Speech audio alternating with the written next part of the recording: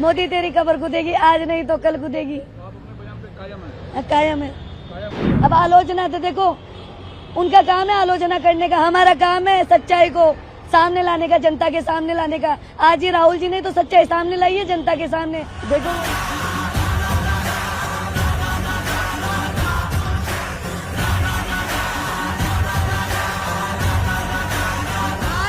भारत देश की जनता की निगाहों में सबसे बड़ा अगर कोई गुनहगार है तो कैदी नंबर 420 ज्ञानेश कुमार है।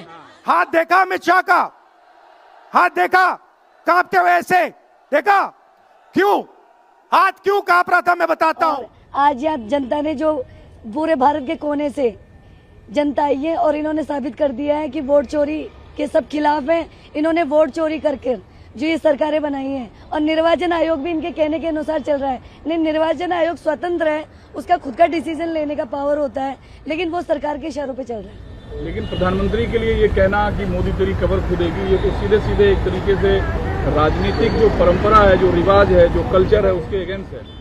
कल्चर के अगेंस्ट इसलिए कि देखो, वो न रोजगार पर बोलते हैं, न युवाओं पर बोलते हैं, न महिलाओं पर, न किसानों पर। वो मुद्दों से भटकाते हैं। आज तक उन्होंने कोई रोजगार लाए हों या युवाओं के लिए कोई भर्तियां, कोई तो सरकार के कामकाज से नाखुश है। आज हमारे राजस्थान में उन्होंने भजन लाल जी को पर्ची सरकार के द्वारा भेजा और अब वो दिल्ली जाते हैं और आते हैं। 2 सालों में उन्होंने दिल्ली आने जाने का ही काम किया है, अपनी सीट बचाने का ही काम किया है। मोदी के लिए तो मैंने ये कहा था, भाई मोदी तेरी कबर कूदेगी, आज नहीं तो कल कूदेगी। कायम है। हाँ, लेकिन बीजेपी तो आलोचना करेगी इस बयान पर। अब आलोचना तो देखो, उनका काम है आलोचना करने का, हमारा काम है सच्चाई को सामने लाने का, जनता के सामने लाने का। आज ही राहुल जी ने तो सच्चाई सामने लाई है जनता के सामने, जो वोट चोरी हुई है और जनता ने माना है। इसलिए तो जनता भारत के कोने से आई है यहाँ पे। इसी मंच पे आपने कहा था? इसी मंच पे मैंने कहा है। ये एग्जैक्टली किस संदर्भ में आपने कहा था? इस संदर्भ में किया है कि लोकतंत्र में इस संविधान में हमें वोट डालने का अधिकार मिला है संविधान की वजह से, और जब हमारे वोटों की ही चोरी होने लग जाए और सरकारें बीजेपी अपनी सरकारें बनाने लग जाए। ये क्या एक नारा है क्या जो आपने बोला? ये नारा ही है हमारा। तो ये कैसे आप लोग इसका उच्चारण करती हैं? उच्चारण इसलिए करते हैं, आज जो देश में हालात हो रहे हैं, संविधान, इस लोकतंत्र में संविधान को बहुत ऊंचा दर्जा दिया गया। कैसे बोलती हैं आप लोग? भाई मोदी तेरी कबर कूदेगी, आज नहीं तो कल कूदेगी, यानी वोट चोर गद्दी छोड़, इस स्लोगन के द्वारा बोला जाता है। लेकिन बीजेपी इस चीज को काफी एग्रेसिवली लेगी कि ये प्रधानमंत्री के खिलाफ अपमानजनक बात है। अब अग्रेसिव ले, कुछ भी ले, जो जनता में माहौल इन्होंने पैदा कर रखा है इतने सालों से, उसका जवाब तो दे धरातल पर आकर। मैं कायम हूँ अपने बयानों पर। कोई पछतावा, कोई मलाल नहीं है, कोई मदावा नहीं है मुझे तो। नहीं, कोई माफी नहीं। मैं किस बात की माफी मांगू? परेशान है हम इनसे। हम एक महिला है। आज इन्होंने महिलाओं के लिए क्या किया है? कुछ भी नहीं किया, ढकोसलेबाजियां करती है बस। ये आज भारत देश की जनता की निगाहों में सबसे बड़ा अगर कोई गुनहगार है तो कैदी नंबर 420 ज्ञानेश कुमार है। तो आज मैं यहाँ पर खुद ज्ञानेश कुमार का कैरेक्टर इसलिए प्ले कर रही हूँ महिला कांग्रेस की ओर से, क्योंकि ये जो जनता है इनके साथ धोखा हुआ है। वोट चोरी केवल वोट चोरी नहीं है, ये पेपर लीक की चोरी है, ये महिला अपराध की चोरी है, ये महंगाई की चोरी है, ये बढ़ते टैक्स की चोरी है, ये हर तरीके से जनता को लूटने की चोरी है। वोट चोरी जो होती है वो इस देश में एक सबसे बड़ा अपराध है, सबसे बड़ा अपराध है। ये क्या लगता है आपको, वोट चोरी जो हो रही है इसमें सबसे बड़ा हाथ अगर किसी का है तो वो ज्ञानेश कुमार है?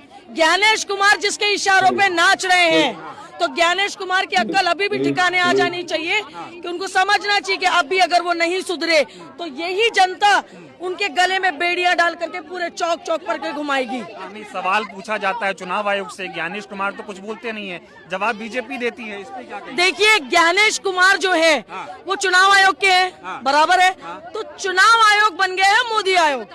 तो अब आप समझ जाइए, सवाल चुनाव आयोग से, जवाब संदीप पात्रा देते हैं, सवाल फिर चुनाव आयोग से, जवाब स्मृति ईरानी देती। तो जिस तरीके से ठेकेदारी कर रखी उन लोगों ने, तो हम महिला कांग्रेस की ओर से अब ये बिल्कुल भी बर्दाश्त मोदी जी का चेहरा देखिए, मोदी जी की कॉन्फिडेंस खत्म हो गई है।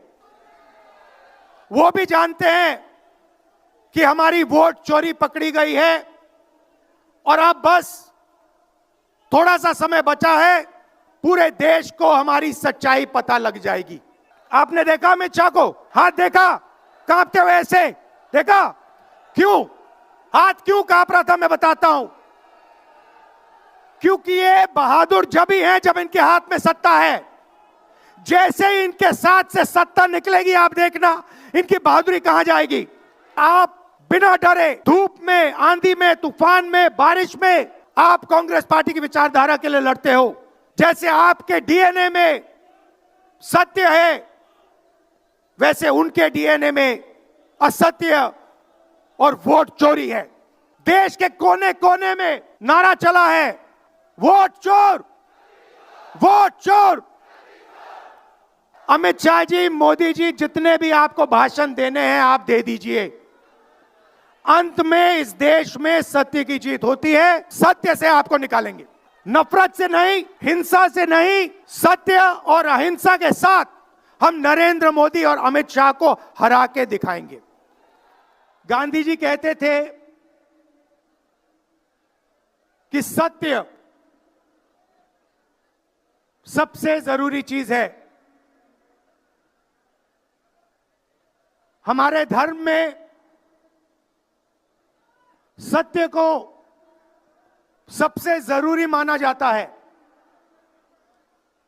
आपने सुना होगा सत्यम शिवम सुंदरम, सुना है? हमारे धर्म में कहा जाता है सत्यम शिवम सुंदरम। आपने सत्यमेव जयते भी सुना होगा, सुना है? अरे भाई कांग्रेस के कार्यकर्ता हो, सुना है?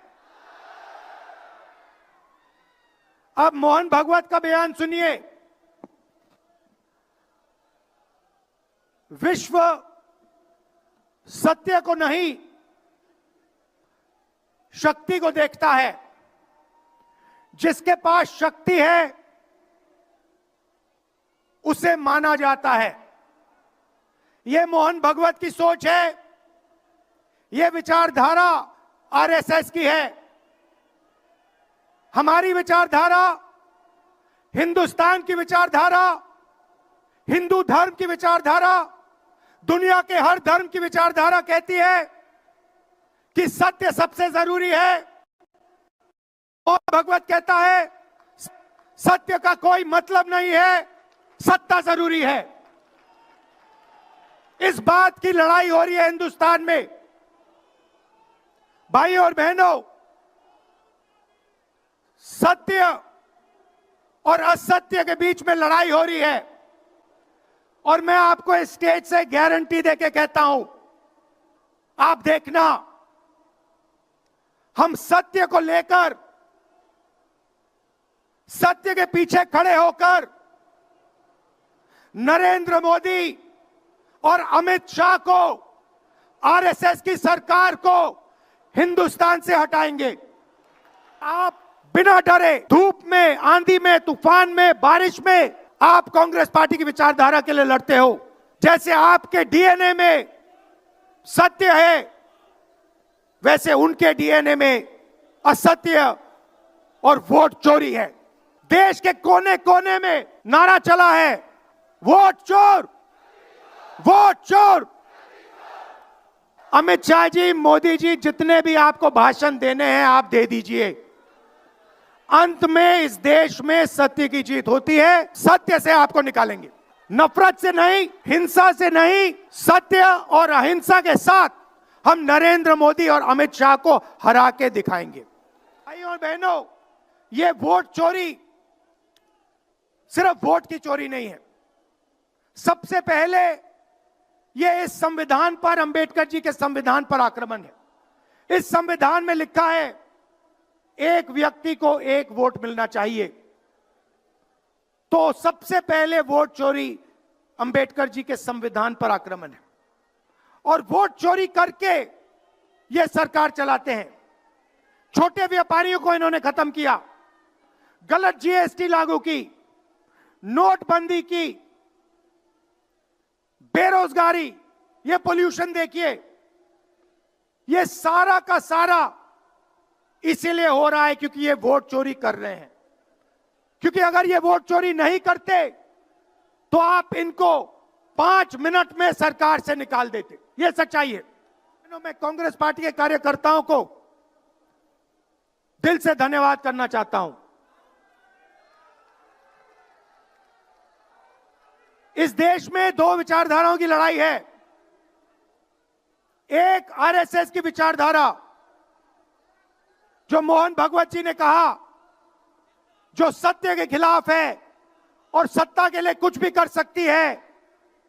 और दूसरी हमारी विचारधारा, आपकी डीएनए, आपके खून की विचारधारा, सत्य की विचारधारा, अहिंसा की विचारधारा। और आप बिना डरे धूप में, आंधी में, तूफान में, बारिश में आप कांग्रेस पार्टी की विचारधारा के लिए लड़ते हो। जैसे आपके डीएनए में सत्य है, वैसे उनके डीएनए में असत्य और वोट चोरी है। भाई और बहनों, आप घबराओ मत, आप घबराओ मत। अंत में इस देश में सत्य की जीत होगी और सत्य से हम नरेंद्र मोदी और अमित शाह और आरएसएस की सरकार को हटाएंगे।